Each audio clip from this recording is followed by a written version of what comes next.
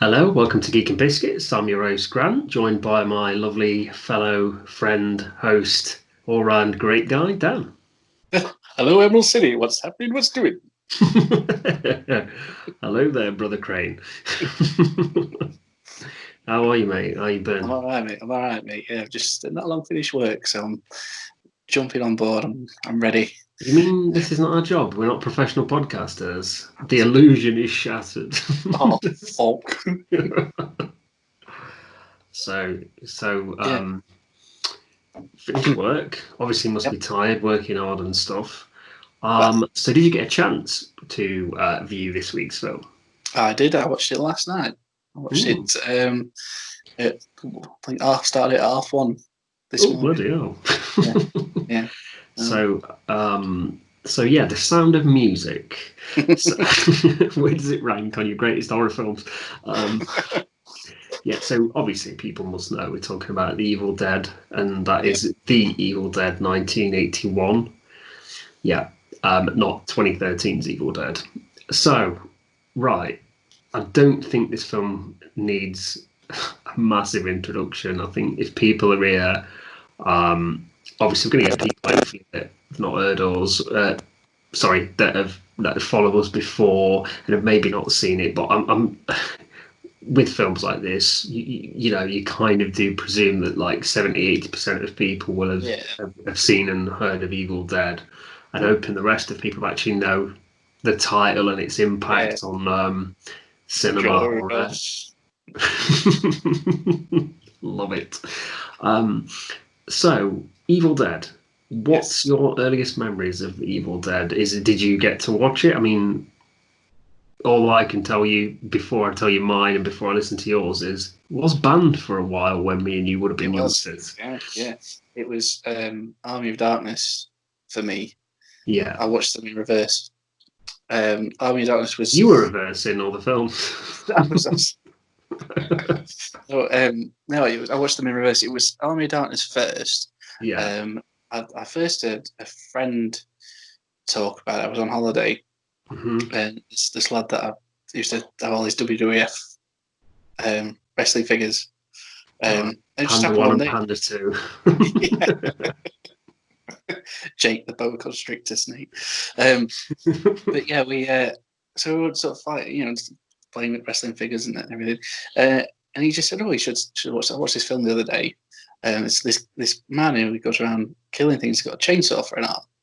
I was like, I think being about 7 or 8, I was like, "Oh, really? Yeah, this is Ooh. cool." Um, and I sort of forgot about it. Went home, and we had like a trial for Sky Movies back in the day. So it's like 1994, five, something like that. Yeah. Um, and it was the premiere, I think, Oh, because wow. I've been out long, of Army of Darkness. And my dad said, "You've got to watch this. This is hilarious. It's absolutely brilliant." So we watched it, and yes, he was right. It was fucking Yeah, amazing. very Um, right. and then we he sort of started learning about, oh, is there something else here? Because it starts, it sort of picks up where something left off. Yeah. So we went video shop, Evil Dead 2. And then, so as you get older, I don't think I watched Evil Dead until until I started doing media studies. I don't think I Wow. discovered, yeah, the Yeah. VHS. Um, but that was sort of GMVQ, so probably about 16. Um, Yeah. and I heard about it and read about it, and it was Yeah. always in the list of greatest horror movies ever made, and things like that. But yeah, I sort of watched them in reverse order. Um, but the impact for the first one was just I was glad in a way because tonally they're so different. Oh, absolutely. It's nice to sort of go from sort of screwball sort of comedy, Yeah. from Army of Darkness, and having those elements of sort of wackiness in Evil Dead 2 to having that sort of serious tone in Evil Yeah. Dead. Yeah, by yourself. I'm laughing and smiling because very similar. Mm. Um, yeah, I remember it's my dad's favourite way of introducing us to a film. We used to be watching The Big Breakfast, getting ready for school. Big Yeah, Breakfast on Channel 4, like a bit of a kind of two presenters, a bit of fluff interview, fun games and stuff in the morning. So, and rather than listen to, I believe it was Johnny Vaughan, mouthing off as usual, my dad was, he just showed us some clips of Army of Darkness, and it was the bit where he chooses the wrong book. And we were laughing at that, and then where Sheila gets taken by the flying creature, and I was just like, wow, that's great. I can remember watching it. I can remember sitting down to watch it. I can't remember actually watching the film and like having a thought or two after. And then when we got to study film, I think then, and maybe you're like me, that it was the right age, really. I told you before, I didn't really watch an horror or anything like that until I was like 16 or something, because I'm just never that interested. But I think it's the first time really that you get any disposable income. Like I don't know if it's still a thing today, but like pocket money and stuff, you always used to have that, and it used to go quickly. And obviously birthdays, Christmases, and treats maybe and stuff. But it was the first time really that, like, when you go to college, like I got a part-time job, and even just going to college as well, sometimes you start to, me and you were in HMV and like the video stores and Blockbusters. So that's when I really started to be able to just spend my time like looking at titles and on the shelves. And like you, I think Evil Dead was always something that I've known. The first time I ever saw anything to do with it was a black VHS copy. My dad's friend, my mum and dad had friends over the road from us, and he used to be big into computer games and films. And I could never do it, but he used to borrow my dad like the X-Files VHS.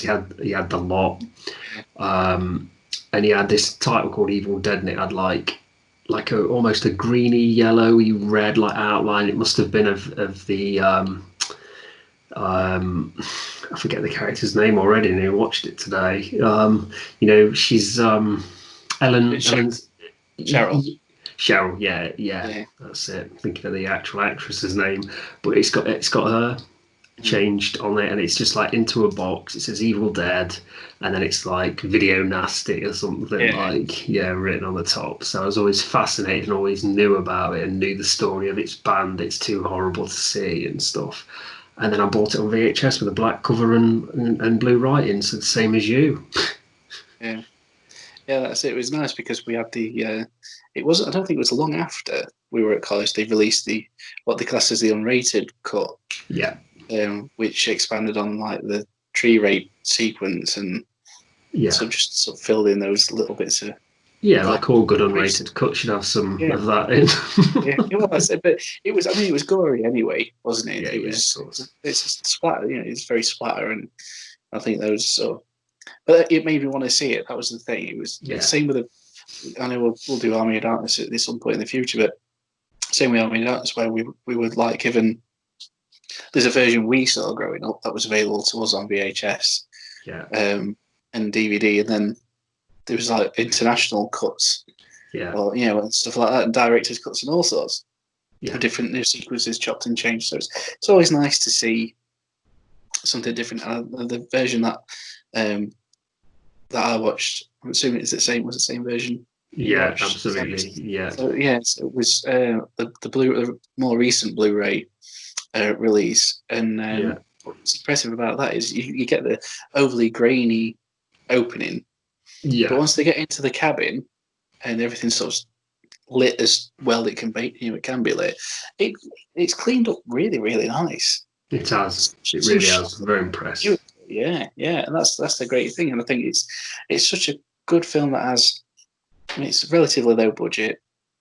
It did do quite well when it started on its release. And it was doing gangbusters, and it was like it had a lot of praise, didn't it? And Stephen King gave it a massive approval.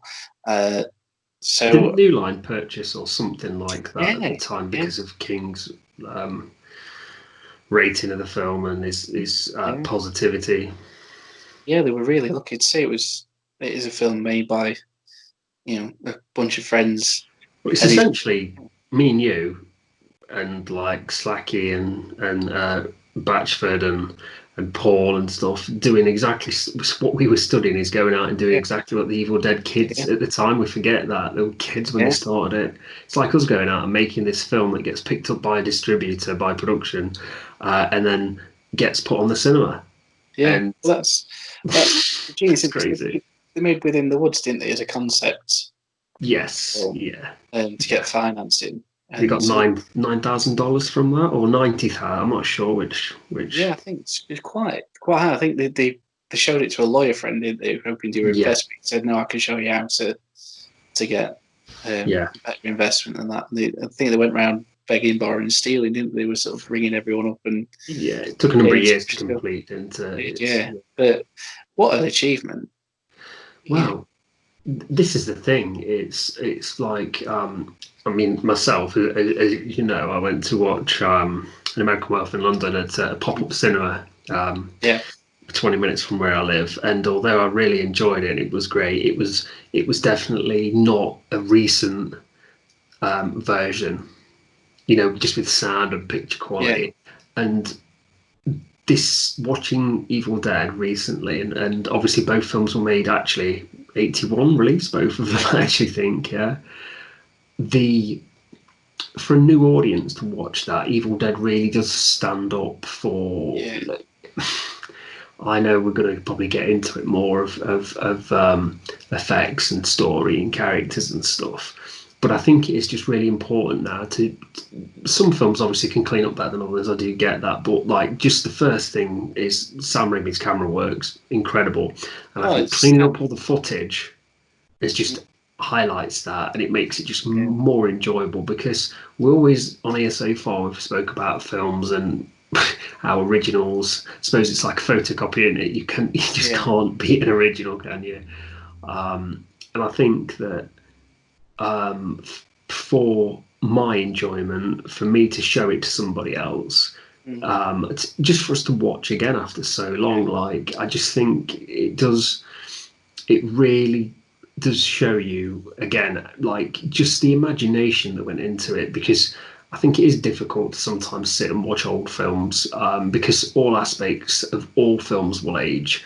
I've gone back and watched certain films back from the middle of 2000s, even comedy films, and I've sat and I've thought that's aged pretty quickly. Do you know what I mean? yeah, yeah. So for a film that's so probably inspiration to a Oh lot of yeah, upcoming filmmakers because they were up and coming filmmakers. This wasn't like the son of whoever or Charlton Heston or something. This is just a couple of like kids that were big into horror and slapstick comedy, yeah.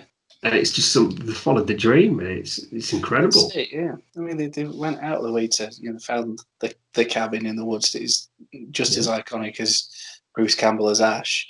You it's know, it's a real abandoned yeah, cabin, yeah. wasn't it? That's it. Yeah. So they went, and it was a hard shoot by all accounts, and Oh they yeah, were all still sharing one room. And I think Bruce Campbell got the shit kicked out of him on numerous occasions, and they were all yeah. having to wear old style contact lenses, which were hard glass. It was really painful for them wear them 15 minutes at a time, stuff like Yeah, well, weren't they? One of the original ideas was to have them all getting high when they were reading the that. book Yeah, or listening to the tape of the book being read, and apparently they did that, and so it's a proper method.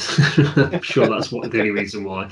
Um, and it's it was unusable. All the footage yeah. was totally unusable. So That's the thing. It's the thing. It's proper guerrilla filmmaking. It's that. It's absolutely, out of its way to making up things on the fly, and those. I think the thing synonymous with Sam Raimi's filmmaking and where you see yeah, certain camera angles, and obviously like it all. That's what we get generous helpings of in Spider-Man 2. yeah, Is it's all made up stuff. They didn't have dolly tracks and they no, didn't have steady cams and everything. So you get the Ramo cam, which is a camera on a large stick that they just push through stuff. You get the Samo cam, which is just on a sliding sort of bit of wood. yeah, And it's those things where they just turn around and went, well, we'll take a carpenter with us, and he can just make every rig, jig, and everything yeah, else we need just down to specification. Literally, they said that he was drawing things on the spot it was like drawing really crude storyboards while they were making it, and just going, all right, I want to do this. How will we do that? So then stop what they were doing and go, right, well, let's just get on a bike and ride through the woods at high speed.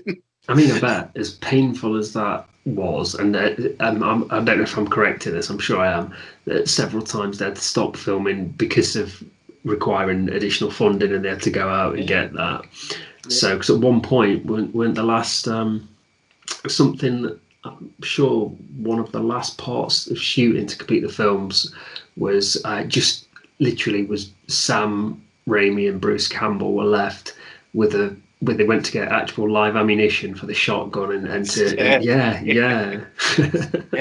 There's certain things like they were doing sort of like pickups of like when Scott opens the curtains, and it's not Scott's hand, it's it's Sam Raimi's hand, and there's little things like they stood in for each other when people weren't available, so they'd stand with wigs on and or like put a shirt on, like a shirt and stuff like the conditions. I was reading something about Bruce Campbell's shirt being that caked in fake blood, and they hung it out to dry. It was that cold it froze, so when he put it on, it snapped. but what a way to go through all that, which you would assume naturally would test friendships and all that sort of thing. And to come out with a product that's had universal acclaim, ended up being on the Video Nasty list, which helps its notoriety, doesn't they? Oh yeah, definitely, yeah. But then solidifies that one role, solidifies Sam Raimi as a filmmaker. Robert Tappert as a producer, because you can get Renaissance pictures out of it, and Bruce Campbell as a pop culture icon. What really to say? It's just a group of mates who went out and filmed some stuff in a wood. Do you think if you were a time traveler and you went back to them, even just finished filming, and said, this film's going to have such an impact on the horror genre, 2013, so 20 something years later, someone's going to do a remake of this, and then you'll get a TV series 2 or 3 years later? Like, to me, it's incredible, because it's not like this film after film after film, was there, at all? No. So it's different, unusual for franchises, even lesser successful ones, especially in the 80s when they just pump film. Friday the 13th, they were doing, as much as I like that series and I enjoy that series, even at its worst, almost a film a year. Yeah, absolutely. I mean, didn't they get up to like part 17, Jason takes a shower? Part 18, Jason buys some Kleenex. Yeah, pretty much. Yeah. But that's it. And it's whereas Evil Dead, they had the issue with the rights after the first one, so it was sort of 6 years before they made a sequel. And then again another, I think 5, 6 years. Do you think that was the first soft reboot? Possibly, yeah. It's quite likely, yeah. It's just a bit out of the necessity of not having the rights to their own film. To do any recap, So what way around to do it is, we'll redo the first film in the first half an hour. And and you could easily, and I've done this with a fan edit.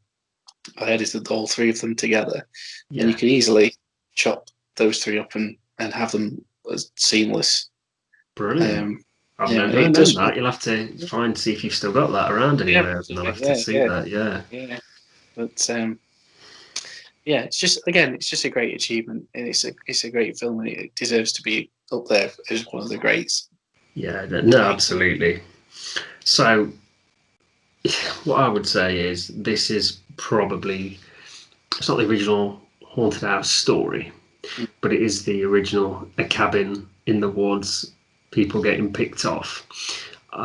It's that kind of iconic setting, isn't it, where it's almost cliche now, and this is the thing with these kind of films when you're showing them back to a modern audience, is the fact that some of the stuff you'll have seen, not as good, not executed as well, obviously not as original, but this is just a lot of things you see are a lot of things that then people tried to mimic.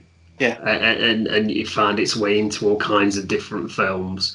So, like, to me, like, the scene with where he's about to bury his girlfriend, Ash, and she's got an eye closed, and it opens, and it's a nice callback to an earlier scene where where he's going to give her a gift, but it's also again the kind of possum.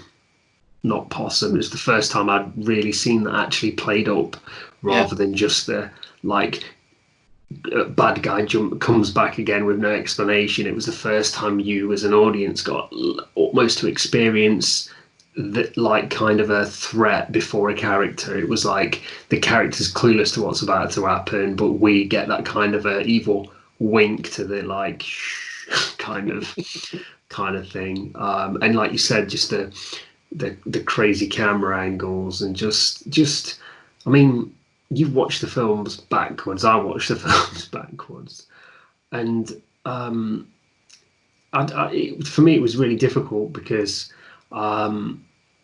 at first you get told how influential it is, and I always like to, when I'm watching older films again, is talk about a modern audience just to see their perspective, because it does piss me off when people can't respect what's come before, and that always happens because these kids today, they will have their films they see. Like, can you imagine a franchise in the future where people will go back and watch Harry Potter and aren't impressed, and then some of these kids will be like set in their bloody robes and magic carpets on fire, wands and stuff.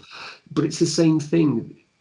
Cinema really did start to come into its own, like horror, in my opinion, like gritty, like that extra layer of realism, like from like the 70s and stuff like that. And then early 80s, you've got the kind of gritty, down to earth, just like you said, splatter kind of, just that kind of style for a film. And I think although audiences now maybe look at it, and even yourself, you can go back and watch it and think, like, part of your brain will think, how did people like were scared of this? But then at the same time, you can think, oh my god, like a lot of it is very psychological at the time, and the screaming and the sound editing and stuff. It would have been an attack on the senses, wouldn't it? At the time, you'd have been like, what is going off here? So yeah, just before we get into the story and the characters and that, it's just, I just think it's one of those films that just leaves you with so many questions, like, and it is almost modern audiences might watch Cabin in the Woods, and that kind of almost, it is that love letter to films like Evil Dead and other horror films. But I think it really does set the scene for I know we've had films before, but I think to me it's the ultimate of like location away from everybody. So one location setting, basically a bunch of kids, kind of helpless odds thing, not everyone's going to make it. It kind of like solidified all of those elements as being like, every kind of horror film has to have one of these aspects now to move forward. Yeah. And I think for me, it was the first time I'd seen that much, and I've seen a lot of horror films at that point. So, by the point, but I think it was that much. It was completely unashamedly gory. It was so in your face, and it didn't shy away from anything. I was surprised at watching it again. I've not seen it in years. Me too. Watching last night, just sort of, I remember the Cheryl getting possessed and stabbing the pencil in Linda's leg. Yeah, which was an apple, wasn't it? They used and working it around, and and that being disgusting, that sort of thing. And obviously, like later on, Scotty's eyes, having the thumbs in the eyes, and I forgot about that when I watched it. That still made me go. But the thing I forgot about was when, I think, is it Cheryl, when she's clawing at Ash's leg? Yeah, when he's... And she gouges all his flesh out of his leg. It's like, it's fucking horrific. I always forget about that. Yeah, so it's nice to have you got that old school mix of, the makeup's very, it's, I wouldn't say it's basic, it's very inventive for the money they had. Absolutely, The effects are very inventive. Was it Tom Savini? Is that right? I apologise if we get this one wrong. But again, sort of working on flying. I will check while we're talking. Yeah, that's all right, because I did read something earlier about it. Yeah. So all that stuff's sort of homemade and foam latex and all that sort of stuff. Absolutely. It reminds me of early Peter Jackson films, like Bad Taste and what's it? I think was it called Dead Alive Across the Tom Pond? Sullivan. Tom Sullivan, yeah. Yeah. And oh my God, what's it called now? What's the I Could Cast for the Lord? What's Brain Dead. Brain Dead? Thank you. Yeah, Yeah. and it was that whole sort of like just completely over the top splatterfest with homemade, makeup and stuff like that, and it comes from a very, very good place. These people just want to go out and entertain, and that's what they did quite thoroughly. Yeah. So it's I think the name as well, like Evil Dead, like it just kind of like it just has that kind of, again, we've said it, but it's almost like just like, let's think of two nasty words and throw them together, almost like a production company, it sounds like, rather than a film, because there was some of the other titles that through translation is Spirit of the Woods, Within the Woods, Evil Within the Woods. So I think it was going to be called Book of the Dead first, weren't it? And then it was one of the producers who said, "No, well, it's going to be the Evil Dead." It's like you said, Evil Dead. It's unusual putting those two together like that. Because it's the evil, like you said, the Evil Dead. It's just, but it's kind of like dead's just such a final word, isn't it? So it doesn't really go with anything, does it? Not really. So not to have that. Well, it's not even like you're going to go, "Oh, it's the Evil Dead." Oh no, it's all right. It's the fairly cheerful dead. Yeah, exactly. Yeah, it's the Grateful Dead. Turn it down. But it's just great. It's so. It's just that it's so easy to remember. It's so it's authentic, isn't it? As well, it just feels like, and when talking at my age, I mean, wasn't born when it was made, but obviously by the time I'm looking at like the early 90s, I'm 8, 9, even 10 years later, 92. So I'm like maybe like 9 or 10, and I'm thinking, you start to visit video stores and you start to see the top shelf, not the top shelf, because boobies are bad when you're younger and you get told off for that. But oops.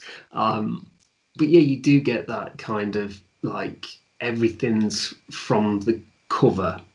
Yeah. And people really did give a shit about, like you said before, we've spoken about like people did very good sketches or paintings or artwork. I mean, I think back now to the Alien covers and either the egg sat there or just Ripley with a gun with Newt on the side, and it's just everyone seemed to really give a shit what font they use and everything, and now we just get real like photoshopped cast put somewhere, and it's just really uninspired. And I mean, I still do that now. If I'm looking on Netflix or any streaming service, I'll check by the cover, because obviously being into film will know a lot of films that are in production and things. But even like if I'm thinking, let me look for a horror, and then you could even from just not even from the title, but even from the artwork, you can go no, flip through them and tell.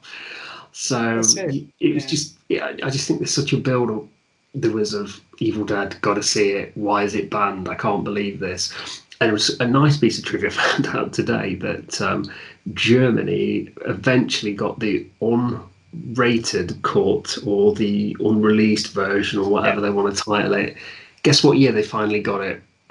We got it in 2001, didn't we? Something like that. 2016. Really? It was through the black market, because obviously that's where Evil Dead and all these video nasties were getting their name. But 2016 until Germany had that officially. Yeah, crazy. That's insane. Yeah, that's crazy. So for people obviously who have seen it or haven't, the film starts with our main cast traveling to cabin in the woods. Where drinking moonshine, going blind. And they pass and believe the director and the producer have a cameo at the side of the road as fishermen. I mean, the thing is that the film, without ruining every tiny bit, is very much a basic premise, and that's not an insult. That's like we were talking about Alien in our last episode. Sometimes a basic premise is great because it gives you clear rules, and it gives the audience know exactly where they stand, and the film can work towards its rules. And how can we scare them? How can we bend them but never break them? And I think again, it just really works, and it is Yeah. that kind of, you know where you are, you know what to expect, and then rather than trying to put twists and turns into the story, they can focus on, like you said, being just unashamedly just off the wall Yeah. with everything. And so these guys get to a cabin, and we see a little bit of bonding, don't we? So we have Yeah. Bruce Campbell plays Ash, Yeah. with his nice mop and blue shirt. We'll just apologise if anyone can hear, if this picks up in the background. There's a police helicopter Is there? hovering over the house, so it's not You for know me. why, don't you? You know Go on. why? Black market German DVDs. They got me. I'm like the Heisenberg of the Yeah. video nasties. Oh, you got the best video nasties. You're goddamn right. Say my name. So we have the cast. We have Ash, as played by Bruce Campbell, in the famous blue shirt. Yeah. Then with his girlfriend, and that's Linda. Yeah. Is that Betsy Baker that plays Yes. Linda? Yeah, that's the one. And then we have Cheryl, Yep. played by Sandweiss. Sandweiss. Yeah, Sandweiss. Yeah. Then we have Scott, Yep. or Scotty, and I forget his name. It's Rob. Yeah, I won't get it. It's Hal something, isn't he? Yeah, he's got Yeah, a different credit to his name. yeah, but I will just check because I didn't want to get it wrong. Richard DiManico. Ooh, the medical. Yeah, It's he's me, I spoke the to. medical. Then we have is the girl, the other girl, Shelley, the one who. Yeah. Yeah, she's the one who. Yeah, she's the one who I always forget about Yeah. when I'm watching the film. Always, Yeah. even though she's got the. Yeah, because she does kind of just.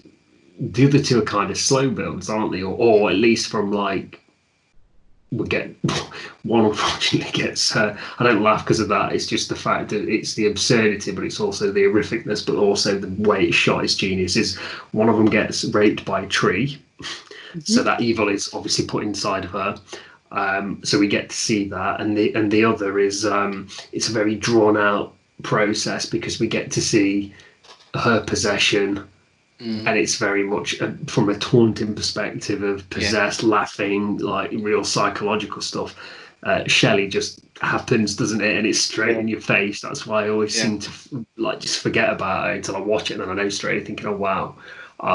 So these guys basically they're all I think Ash and obviously Linda together, and is it Shelley and it's Shelley and Scotty? Yeah, and that's right. Cheryl's Yeah, just along. I think because she's just Ash's sister. It's yeah, she's just come along, hasn't she? So, and it is as basic as they find a like a old kind of not cassette.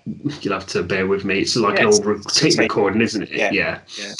And it's somebody speaking about this Book of the Dead or this Necronomicon or whatever. And it's like bound in human flesh and written in blood.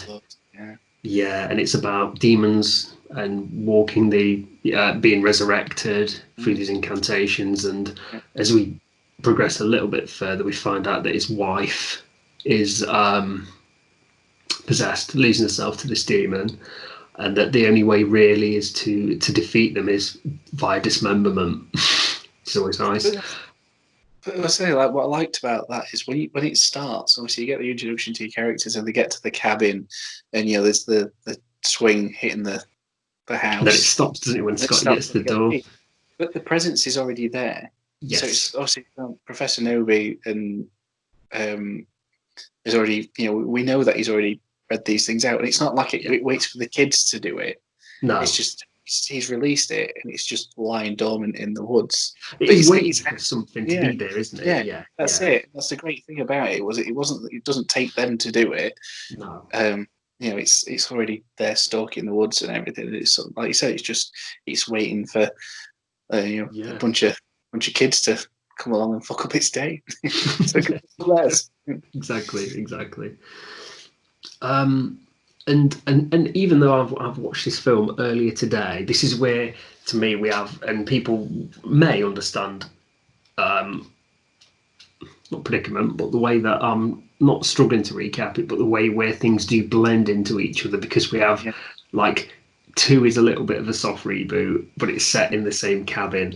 So you've just got these bunch of characters that are thrown together straight away in a very visceral situation where they're almost attacked from the get-go, aren't they? Because Ash's sister Cheryl, she goes into a bit of a trance, doesn't she? And she starts drawing the actual book. And I thought that was the first scene, because watching it, because I try and watch it from the perspective, obviously, like remembering the film and being impressed with the film and respecting the film, but also I try to have a bit of my brain thinking, if this is the first time I've seen this film, how would I react? And I was and I really do like the titles and the artwork, but this was the first scene that really impressed me, where I thought to myself, it's like it's just a quick cut in, and the camera's not ashamed, is it, or not? It doesn't worry if it picks up an actress's nose here out of place. It really will just get in and around, and just that quick thing. It was like a very, I say modern now, we'd not think anything of it, but how aggressive it all is. I think for the time it was very modern.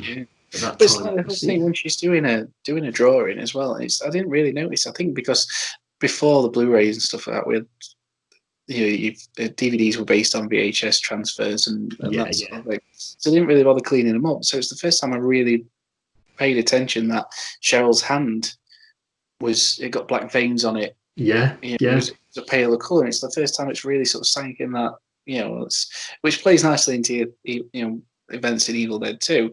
So it's nice that those sort of like little, not callbacks, because this is this happened first, but it's like call forward. That's a t-shirt. It's a t-shirt. Press call forward. Eat your fucking biscuits and shut up. That's our last t-shirt. Goodbye from us.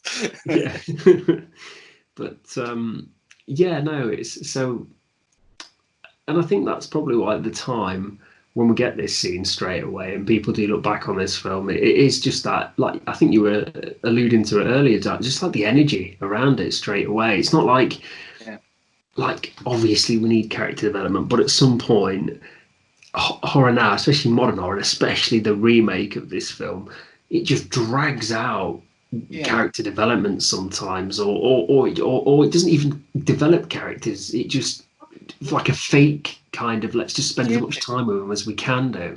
Well, that's the thing with the remake. Sorry to interrupt, but it was like the thing was that it went out of the way to say, was it Jane Levy? Yeah, she was the main character. It was sort of like going out of the way to let you know that she was a recovering addict, and that. Yeah. But then so the interesting thing for me would have been if they'd really played on that, if she was personally, just her experiencing all this shit going on, and they were trying to get to go Turkey, then that'd just be part of a fever dream, and they could explore. And I think that was the idea, but it didn't really pay off. But I think when you go into watching an Evil Dead film, if they're basing it, obviously it's a remake of Evil Dead with their own little spin on it and stuff like that, and they promoted it as to be the majority of people who went to see the Evil Dead remake would have known it was based on the Evil Dead. Evil Dead, yeah, absolutely. So I think when we went to see it at the cinema, in Mansfield, I think. We did, yeah. It's kind of like, I enjoyed it, but I just felt like, get to where you're going, because like you said quite rightly, the first one introduced these characters, they get set up in the woods, spooky stuff starts happening, and then not a minute's wasted, like 90-minute runtime, not a minute's wasted from start to finish. No. And in fact, the majority of the cast, obviously we know, assuming people have seen this, but the majority of the cast are possessed or dead, at least by an hour into it, and then you've a decent. So you think, where can this go? But then, obviously, they're the Evil Dead, so they do keep coming back. It's not just a one and done. It's these things carry on, don't they? Of course they do. So all these characters you build up liking, and you're supposed to get to know and everything, they are dispatched or possessed relatively quickly. For them to come back. For a finale, and that's what I really enjoyed about it. It didn't waste your time. It just no. I think you're right about that. Definitely, I think it's and I think that's the problem with film. Modern horror is you get two kind of things. You get one where characters are so disposable Mm. that if you've not got a villain that you're rooting for, almost, it just becomes a waste of time Yeah. because you're just Mm. watching. You might as well just watch a compilation clip of coolest kills in Yeah. movies. That's as ridiculous as it is.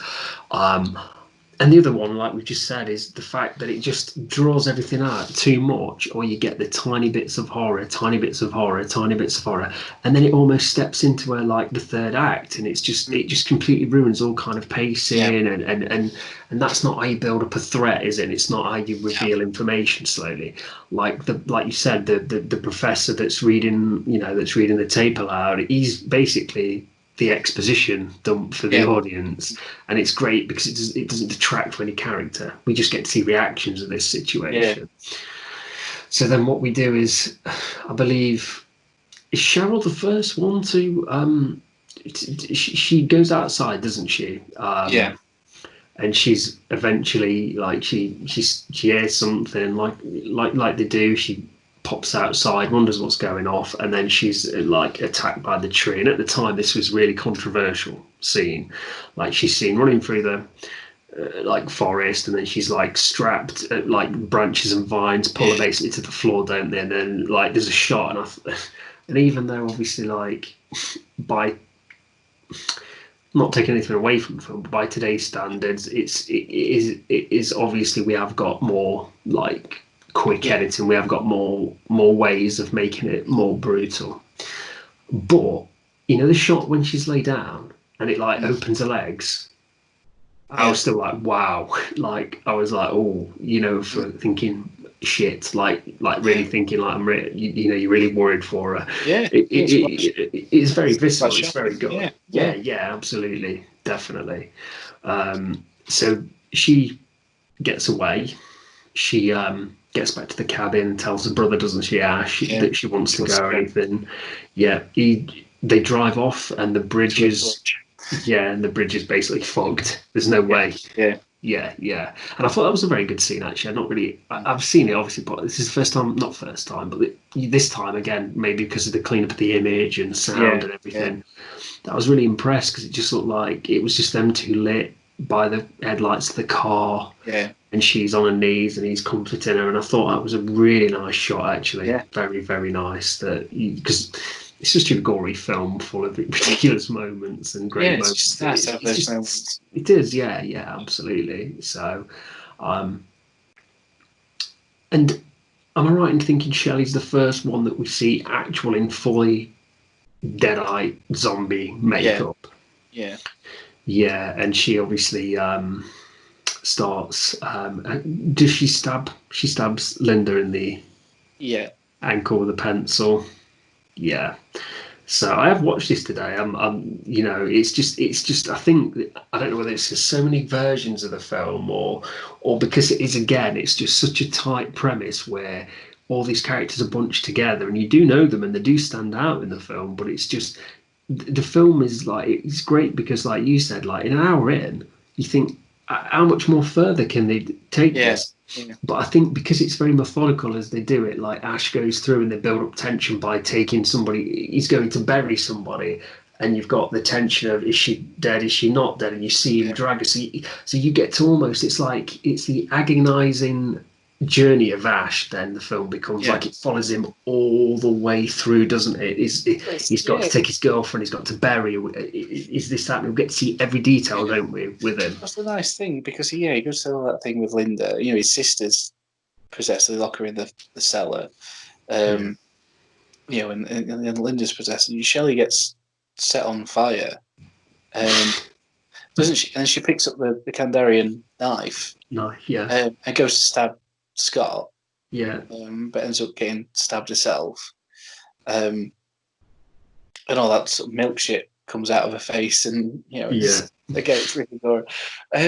But then I say when there's not just sort of Linda's death he's got to contend with, but you get the idea that obviously Scott is his best friend, Yeah, and it's what's happening to Scott is pretty awful. Before he gets possessed, that Ash is taking care of him, brings in that water, doesn't he? And yeah, he does. Yeah, dies. He sort of puts it to his lip to give him a drink, and he just dies. He's in the chair. he's in the chair. Yeah, yeah, It's just everything's collapsing around Ash, and It's Yeah. quite. So they do. It is almost sort of set. There's a bit of sentimentality Yeah, to it. absolutely. He's there's grief and loss, and then there's kicking the shit out of Deadeye as well. Yeah, well, there's a thing that I forgot to mention, and that's where we've had the horrific scene with the tree, but then we Mm, have the bit where Linda and Shelley are trying to play psychic or clairvoyant with the yes, cards. with the cards. Yeah, it's done really Yeah, well. yeah, and then we get to see Cheryl that like floats kind of in the air, Mm, eyes really. What kind of color are they? I still fail to. What real color are they? It's just faces almost like rosy cheeks, but yeah, like she's just floating, and you get this kind of like otherworldly voice that's telling them they're all gonna die one by one, and then she drops to the floor. yeah, And again, that's really the kickoff, isn't it? Of yeah, shit. These characters now all know they're fucked, or all yeah, know there's a greater force yeah, basically at work, and that's just before Shelley's possession and fight with Scotty. But there was something interesting. Like, again, these aren't seasoned actors at all. yeah, yeah, No. And apart from one little bit where Scotty is in real pain before he passes away as a human, I'd say, yeah. we do get a bit of a. It's probably the worst performance from him is where he's having the kind of dying eye pitch. It just really stands out as amateur, but not in a. It fits into the film still, which Yeah. is great. But and I don't mean to pick that out as a nitpick. I actually want to use that reverse and say that take away that moment. I think he's actually Mm, very, very solid. And yeah. if anyone's not seen this film, it's got a bit of a when I say uglier brother, it's just because it's not ugly. It's just because Harrison Ford's fantastic. So he almost Yeah. has got a bit of Harrison Ford about him. Yeah. Yeah. Facial nose, eyes, Yeah. how Yeah. he carries himself at the beginning, how he's the character that reacts to everything, that grabs the I think. axe off of Yeah. Ash. You would genuinely believe he was the main character, I think. Yes. Yeah. I was just going to say. Yeah. You think he was the leading man? You wouldn't Yeah. assume, even though Bruce Campbell's fairly tall, as tall and Scott, square, very very square jawed. Yeah, yeah, Um, he you is. know, and obviously he's got his sort of romantic bits with Linda and everything, but you wouldn't assume. I think it's the way that Scott's the first one to go into the cellar. Um, Yeah, he's the one who jokes about a little bit and stuff like that. He's got that sort of cocksure sort of thing yeah, about him. Um, but yeah, it's sort of, he, you know, but he sort of takes things a bit too far, doesn't he? It's sort of like when he's playing the yeah, tape and Cheryl's going, "Stop it, stop it, stop it," and Ashley's like sort of berates him a bit for it. yeah. You just think, oh yeah, if anyone's going to make it through this, it's Scott. And then yeah, everyone gets their asses Well, handed he to them. does he kind of basically after he puts his girlfriend down, he because he obviously grabs the axe off Ash, doesn't he? And I Yeah, love that shot of him hitting her in the face with the yeah, axe because you don't get this kind of just the kind of a stick in there. It's almost like we know he's not hitting a stuntman or something. It's either a mannequin or something built, isn't yeah, it? But it's just the way it connects in the face and then goes mm, down like a thud. It just really yeah, does feel that he's took something out. I think yeah, that's yeah. That's again it. that's There's some so weight real, to it, isn't isn't it? it? Yeah, Yeah, yeah. absolutely. But Yeah, after that, he basically tells everybody to fuck themselves. He doesn't care. It's not his girlfriend, yeah, and is going, and that's kind of his downfall, really. And that's, I think, yeah, when maybe the audience is supposed to start to figure out that Ash is going to be the one to carry the rest of the film. yeah. Definitely, yeah, So, but it yeah. I agree. definitely did remind me a bit of Harrison Ford, like a Mm. uglier younger brother or something of Harrison Yeah. Ford. Well, that's the great thing, isn't it? Because like sort of everyone is taken away from Ash, and then so your now unlikely hero becomes the hero Yeah, to whatever extent that is. Because obviously we know, sort of as you're getting towards the end of the film, that he's fighting off what's left of the Dead Eyes. He's fighting off Scott, yeah, gouging his eyes out, and fantastic. he's Cheryl comes back, stalks him around the house. He's trying to shut himself away in the Yeah, cabin. It's just so much. sort of going off, and he is really sort of surrounded by there's those little surreal moments like where he's looking in the mirror, and it turns to water. Yeah. He sort of puts his hand to it, and it's almost enough to drive you insane. I think that's what I think what they try and hammer home in Evil Dead 2. Yes. The laughing deer's head and the lamp and everything is that you sort of, that's the point where you think Ash is a completely broken man, whereas in the first one you don't quite get to that. He gets hysterical, he gets scared, and there's that beautiful shot. What sort of the camera moves over the top of his head and comes and rests on his face, and it's like really close up, and you see his eyes move around, and he's sort of completely off kilter, isn't he? He's just everything about it's just like, God love him, but Mr. Campbell plays it so well. He does. Like I said, fantastic. Like I said, not even season actors, but your potential's right there. Oh, absolutely. But I think the nice thing is, it's like you go through. Obviously, when he's stalking around the house and everything, he goes and he pulls the pipe down. There's like blood flowing down the projector, and he pulls that pipe. And again, it's one of those films that I'd never seen that amount of blood on screen before. It was just unreal. And and through each progressing film, I think they've tried to one up themselves. Oh, absolutely. But great. But again, the finale, as you approach the finale, and sort of, he's dispatched, the Daleks, and he's burnt the book, which is amazing when it comes alive. This Tom comes out and everything, and everyone's sort of melting away, and then out of nowhere, these giant fucking demonic arms. Which is so good. But it's amazing to think of, because I always thought, great, and I never really thought too much about it. I just always was caught up in the wow, our call is that. But actually, it's nice little, not even a metaphor, but it's almost like it's a nice little tie to, rather than a spirit of the demon flying away, this is the representation of the demon. It's like, well, you know what? I couldn't possess you, or you were, what a waste of time you were, fuck you, kind of, you are a mess, like, left. And they melt away, don't they? They just, and it's a lovely effect. There's so much, and it's very old school sort of stop motion.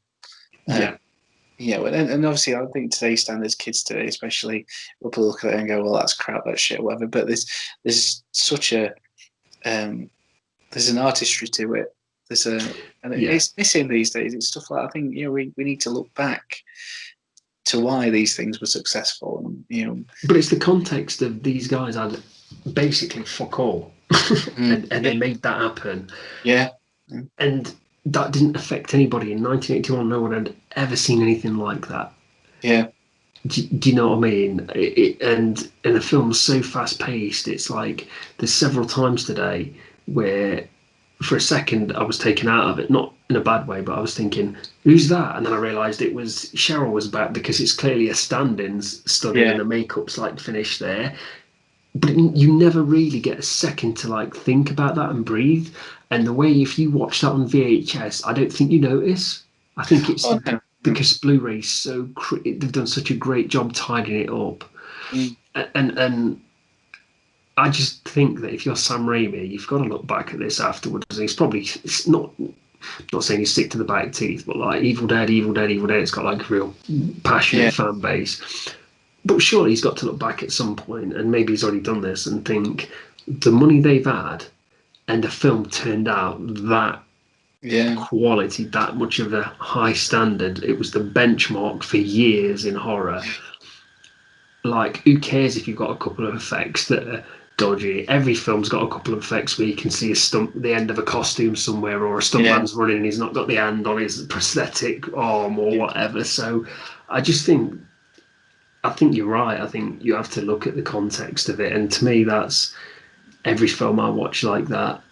If I'm watching a film I've not seen before and it's made in 1981 or 2 or whatever, I sit there and I don't go, wow, that's special effects shit. Like, what was I thinking? I'm going for a picture today, guys. Oh, are you? Yeah, but it wasn't as good as when we went to a restaurant the other day. Like, jeez. I don't know. So, right, Dan. So, obviously, Evil Dead. I think the amount of times said influential or kind of benchmark things like that Yeah. for horror. Yeah. In every aspect, really, from gore effects, Yeah. um, direction, camera work, everything. So um, obviously we will get to cover Evil Dead 2, and we'll get to cover Army of Darkness, and hopefully even the TV show, Ash vs Evil Dead. But is there anything that you wanted to add? Anything that you think we may have missed, or like? I mean, we know the film. We spoke about the reception. We spoke about our Yeah. thoughts, and how we got into Evil Dead. Now it still kind of is relevant today. But is there anything that jumps to mind when anybody says Evil Dead to you? Anything that stands out for you about this film above all else? I think really it's just its legacy and how that something made on a micro budget, especially by even 80s film standards, Yeah, something such a small amount of money could have such an impact, not just on cinema, but we've had computer games based off it, comic books. Like you said, there's a franchise. It's just not necessarily being a long film franchise. It's not sort of like 9 films in the series or whatever. It's just yeah, that it's had tie-in books and so games and merchandise just phenomenal for it, and people have really took it yeah, to heart. And I think that says a lot about it. And I do believe there was a musical as well, wasn't there? yeah, yeah. And I think Absolutely. whereas I would say that Evil Dead 2 solidifies Ash's iconic statue, sort of chainsaw arm, Yeah, it you does. know, Absolutely. Yeah. shotgun strapped to his back, and that sort of thing. Um, it all had to start at one place, and thankfully it just took those young whippersnappers and of friends, you know, um, to Yeah. get it done. And God bless them. If only more Absolutely. people did that, if only more people took a chance, and you know, Yeah. who knows what we'd get. No, absolutely. Absolutely. I just think it is,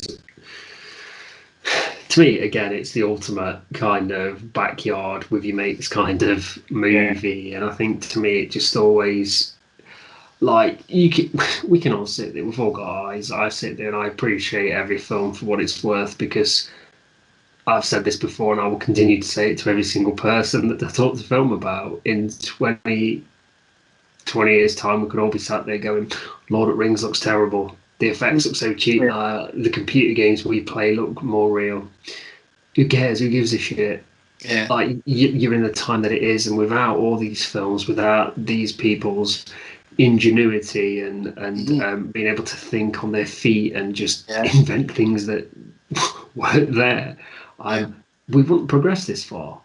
mm, And I think yeah, Evil Dead just doesn't get the respect it deserves now. I don't believe. I still think it's from a fan's perspective and people who are genuinely interested. I think it does, but yeah, from like a critical standpoint, I don't think it holds that respect still. I think things like The Exorcist are still spoken about in such high esteem, but I think yeah, Evil Dead is seen as this kind of gore porn kind of just killing for the sake of killing. But actually, it's just more yeah, to definitely. me. Yeah, yeah, and it's unashamedly it's about this guy that goes, and he does almost have that little transformation, doesn't he? I'm not saying it's an absolute character study, but it does go through this, like to stand in the background holding the hacks that people that he won't like use Yeah, to kind of being able to take out everybody and yeah, become mild mannered. I mean, we don't see it till the second one. Him almost become like a action hero, kind of pissed yeah, off, kind of I'm in this yeah, situation. But I just think there's more to it, and I think it, the real standout is the technical aspect of the film. The fact that yeah, it was able to be made with, like you said, a micro budget. mm, It's unbelievable, and I just think that that more people need to see it, and I think that yeah, maybe definitely. today's generation will see Evil Dead 2013, and it's not a patch. No, Even no, this serious tone, Evil Dead's not known for this now as a franchise. It's more yeah, dark humour, but even this serious tone for the first one, it's just so much better than the 2013 one. It is. It's just. It just like you said, it just knows what it wants to be. It wears its heart on its sleeve, and that's it. It's not pretentious. It's not trying to connect anything to anything. It's not trying to almost, not imply that like drugs can mess your head up and it's like a demonic force taking over your body. It's just not interested in any of that. It's not interested in metaphors, is it? It's just interested in telling a story, but being as inventive and involving you. The camera acts as your third eye, almost like you are on a roller coaster, and afterwards you might need a drink because you've got an headache from being Which is there. the thing, and I think like with the they're doing the new film, The Evil Dead Now. Yeah. Or is that what did they change the title? Was it Evil Dead Rises or something like that? I think it was originally Evil Dead Now. I think I don't know if they've changed it since.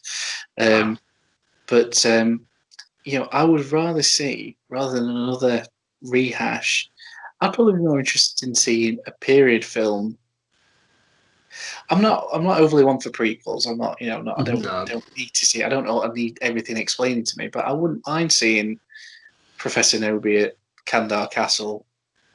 Finding the book.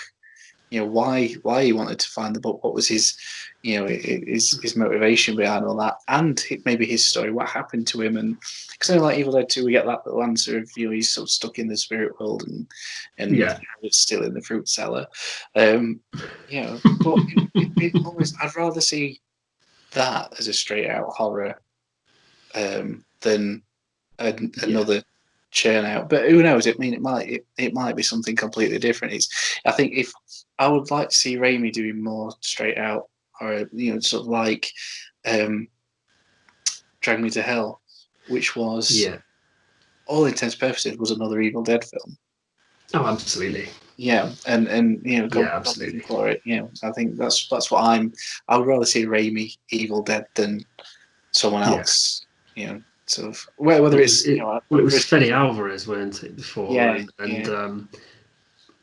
I just don't like this because it's to me, and I'm really apologise if anybody listens that I'm going to disagree with their opinion, but it reminds me of in the music world of the recent trend where we'll take an 80s song, a kind of upbeat 80s song, but we'll make it really like sing it. We'll get a female to sing it, and we'll sing it really slow and depressing because it's more real. And it's just like, fuck off. Like, don't be ashamed to do what you need to do. Yeah. Not everything has to be gritty. Not everything has to be real. And when you've got Evil Dead, why change this? Why? Yeah. I get you don't want a remake or an interpretation to be the same, but why bother? Yeah. Like I've never really thought of an Evil Dead reboot, but actually that sounds much more enjoyable. And I don't need to see everything. And they can, as far as I'm concerned, we can just see the origins of how it got out or whatever, and a tiny bit more. I don't need to know what it looks like as a whole. I don't need to see everything. The show doesn't explain everything. It shows snippets. So I'd be down for that. I just don't need to see another kind of let's take away what makes Evil Dead and make it generic and gritty like half these other kind of films want to do. Definitely, yeah. So, final thoughts? Go and see it. As ever, yeah. Go and watch it. Yeah. If you don't, I'll send you nasty voice messages. Yeah. I know who you are. What's the language? Sumerian, is it? Sumerian, yeah. I'll voice messages in Sumerian. Yeah. I'll put you all down. Well, you think you'll be sending it in that, and it'll turn out to be Klingon, won't it, Fraser? So, so I just want to obviously thank everybody for watching our videos and watching this video. And as always, we'd love you to like it. It helps to get the video out there to other kind of fans of either podcasts or, specific ones we do, like Alien fans, Evil Dead fans. Obviously helps us out, and hopefully, you guys will subscribe if you like what you see. But we are going to take a couple of weeks break. We're just going to gather our thoughts together because we started this podcast together, didn't we? And it's obviously there's COVID-19 and all the kind of things going off.